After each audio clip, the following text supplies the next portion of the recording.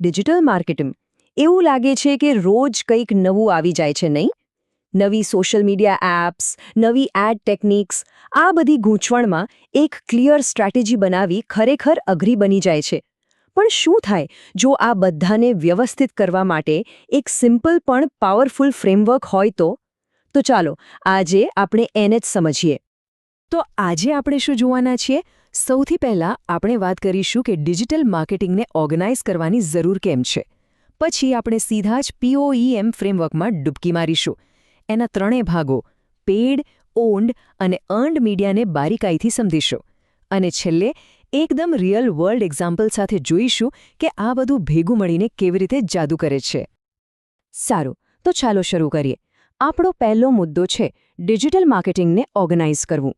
જુઓ, આજકાલ માર્કેટર્સ પાસે એટલા બધા ઓપ્શન્સ છે ને, જે ખરેખર તો સારી વાત છે, પણ આટલા બધા વિકલ્પો હોય ત્યારે એક ક્લિયર પ્લાન બનાવવો એ જ તો સૌથી મોટો પડકાર બની જાય છે.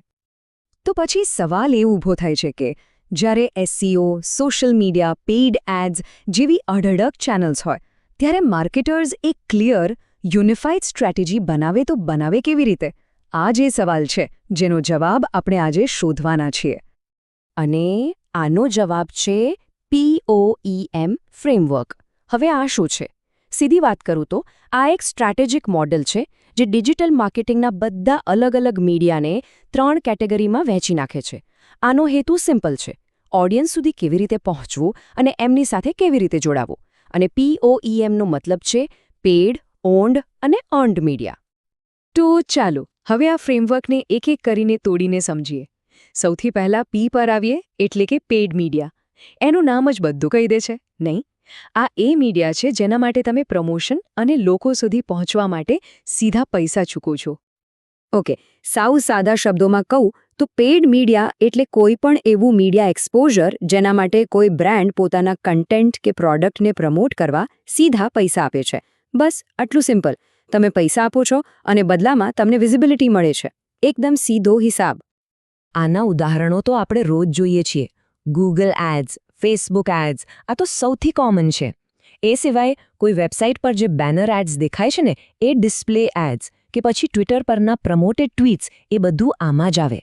અને હા, આજકાલ જે ખૂબ ચાલે છે ઇન્ફ્લુએન્સર માર્કેટિંગ. જ્યારે કોઈ બ્રાન્ડ કોઈ ઇન્ફ્લુએન્સરને સ્પોન્સર્ડ પોસ્ટ માટે પૈસા આપે તો એ પણ પેઇડ મીડિયા છે. તો સવાલ એ છે કે પેઇડ મીડિયાનો સૌથી મોટો ફાયદો શું? જવાબ છે સ્પીડ અને કંટ્રોલ. તમને તરત જ રિઝલ્ટ મળે છે અને તમે એકદમ ચોક્કસ રીતે ટાર્ગેટ કરી શકો છો. એટલે કે તમારી એડ કોણ જોશે, ક્યારે જોશે અને ક્યાં જોશે, આ બધું જ તમારા હાથમાં હોય છે. આનાથી વધુ પાવરફુલ શું હોઈ શકે? તો પેઇડ મીડિયામાં આપણે બીજાના પ્લેટફોર્મ પર પૈસા ખર્ચીને જગ્યા લઈએ છીએ.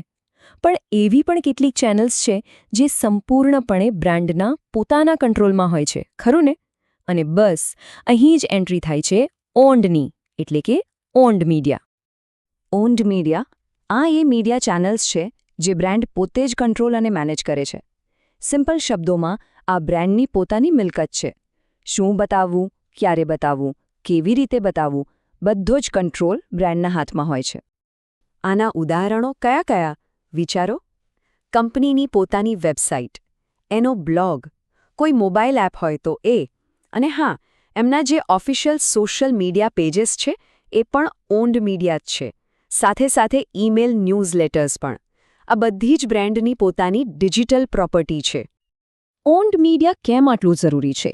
કારણ કે આ લાંબા ગાળાના સંબંધો બાંધવા અને બ્રાન્ડની ઓથોરિટી બનાવવાનું કામ કરે છે. તમે એને બ્રાન્ડનું ડિજિટલ ઘર સમજી શકો છો. અહીંયા જ બ્રાન્ડ પોતાના ઓડિયન્સ સાથે ઊંડાણપૂર્વક વાતચીત કરે છે અને તેમને ખરેખર કામમાં આવે એવી માહિતી આપે છે.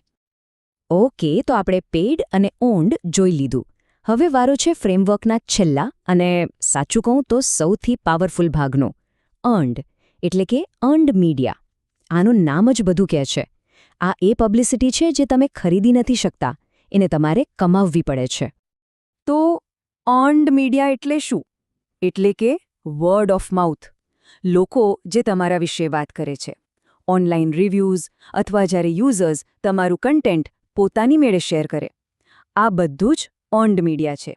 આ એક એવી પબ્લિસિટી છે જે તમને ફ્રીમાં મળે છે કારણ કે તમે એને લાયક છો, તમે એને અર્ન કરી છે. આના ઉદાહરણો કયા છે? જ્યારે કોઈ સોશિયલ મીડિયા પર તમારી પ્રોડક્ટ શેર કરે કે તમને મેન્શન કરે, જ્યારે કસ્ટમર્સ ઓનલાઈન સારા રિવ્યૂઝ કે ટેસ્ટિમોનિયલ્સ લખે, જ્યારે કોઈ ન્યૂઝ ચેનલ કે બ્લોગર તમારા વિશે પોતાની મેળે લખે, અને સૌથી બેસ્ટ, જ્યારે લોકો પોતાની મેળે તમારા વિશે વાત કરવા લાગે, જેને આપણે વર્ડ ઓફ માઉથ બઝ કહીએ છીએ. હવે અર્ન્ડ મીડિયા આટલું બધું વેલ્યુએબલ કેમ છે? કારણ કે એ ટ્રસ્ટ અને ક્રેડિબિલિટી બનાવે છે.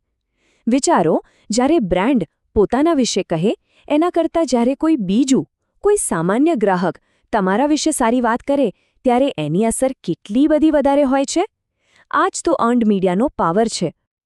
સારું, તો આપણે થિયરી તો બધી સમજી લીધી, પેડ, ઓન્ડ અને અર્ન્ડ, પણ આ બધું રિયલ લાઈફમાં કેવી રીતે કામ કરે છે? ચાલો એકદમ જાણીતું ઉદાહરણ લઈએ, કોકા-કોલા. જોઈએ કે આટલી મોટી બ્રાન્ડ POEM ફ્રેમવર્કનો ઉપયોગ કેવી રીતે કરે છે. તો કોકા-કોલાના કેસમાં જોઈએ પેડ મીડિયા. એ લોકો યુટ્યુબ પર વિડિયો એડ્સ અને ઇન્સ્ટાગ્રામ પર સ્પોન્સર્ડ પોસ્ટ ચલાવે છે. શા માટે? નવા ફ્લેવર્સ પ્રમોટ કરવા અને વધુમાં વધુ લોકો સુધી પહોંચવા. હવે ઓન્ડ મીડિયા. એમની પોતાની ઓફિશિયલ વેબસાઇટ છે, સોશિયલ મીડિયા પેजेस છે. આ બધું એમના કંટ્રોલમાં છે, જ્યાં એ લોકો પોતાના કેમ્પેન્સ અને અપડેટ્સ પોસ્ટ કરે છે. અને હવે સૌથી મજેદાર, અર્ન્ડ મીડિયા. પેલું શેર અ કોક કેમ્પેન યાદ છે, જેમાં બોટલ પર લોકોના નામ લખેલા આવતા હતા? જ્યારે લોકોએ પોતાના નામવાળી બોટલના ફોટોઝ સોશિયલ મીડિયા પર શેર કરવાનું શરૂ કર્યું, બસ એ જ હતું પ્યોર અર્ન્ડ મીડિયા. એનાથી જે ઓર્ગેનિક બઝ ક્રિએટ થયો હતો એ અદ્ભુત હતો. તો ચાલો આને એકદમ ટૂંકમાં સમરાઇઝ કરીએ. પેડ મીડિયા શું કરે છે? એ નવા ઓડિયન્સ સુધી પહોંચવા માટે એક સ્પાર્ક, એક શરૂઆત આપે છે. ઓન્ડ મીડિયા શું કરે છે? એ તમારા હાલના ઓડિયન્સ સાથેના સંબંધોને મજબૂત બનાવે છે. અને અર્ન્ડ મીડિયા એ લોકોના વિશ્વાસ દ્વારા તમારી બ્રાન્ડની ક્રેડિબિલિટી બનાવે છે. ત્રણેયનો રોલ અલગ પણ મહત્વનો છે. જો આખા કોન્સેપ્ટને એક લાઇનમાં કહેવો હોય તો, પોએમ ફ્રેમવર્ક એ તમારા બધા જ ડિજિટલ મીડિયાને જોવા માટેનું એક સ્ટ્રેટેજિક લેન્સ છે. બસ આ જ. એ તમારા માર્કેટિંગના આખા ગૂંચવાડાને એકદમ ક્લિયર અને સ્ટ્રક્ચર્ડ બનાવી દે છે. અને યાદ રાખજો, આ ત્રણેય અલગ અલગ કામ નથી કરતા. અસલી જાદુ ત્યારે થાય છે જ્યારે આ ત્રણેય ભેગા મળીને કામ કરે છે, જેને આપણે સિનર્જી કહીએ છીએ. વિચારો, તમે પેડ મીડિયાનો ઉપયોગ કરીને લોકોને તમારી વેબસાઇટ એટલે કે ઓન્ડ મીડિયા પર લાવો છો. પછી તમારી વેબસાઇટ પરનું કન્ટેન્ટ એટલું જોરદાર હોય છે કે લોકો એને પોતાની મેળે શેર કરવા લાગે છે. અને બસ ત્યાંથી તમને મળે છે અર્ન્ડ મીડિયા. જુઓ, આ એક સાયકલ છે, પેડથી ઓન્ડ અને ઓન્ડથી અર્ન્ડ. તો હવે જ્યારે આ ફ્રેમવર્કની સમજ મળી ગઈ છે, ત્યારે એક મજાનું કામ કરી શકાય. હવે પછી જ્યારે પણ કોઈ મનપસંદ બ્રાન્ડની એડ કે પોસ્ટ જુઓ, ત્યારે વિચારજો કે એ લોકો પેડ, ઓન્ડ અને અર્ન્ડ મીડિયાનો ઉપયોગ કેવી રીતે કરી રહ્યા છે. પોતાની આસપાસના માર્કેટિંગમાં આ પેટર્ન શોધવાનો પ્રયત્ન કરજો.